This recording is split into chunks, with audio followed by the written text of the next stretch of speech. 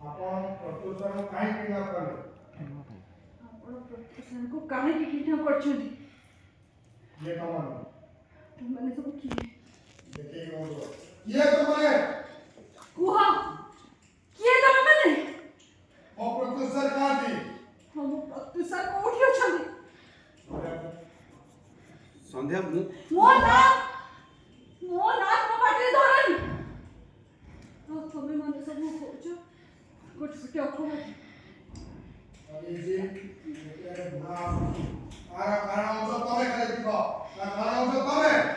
ତାର କାରଣ ହଉଛ ତମେ।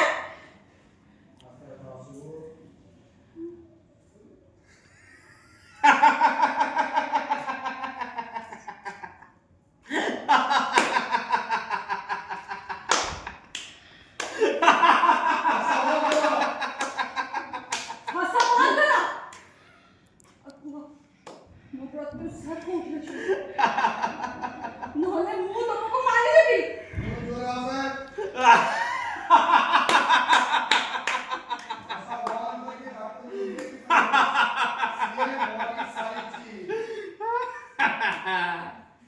ସିଏ ମରିଗଲା। ମୁଁ ଜାଣିନି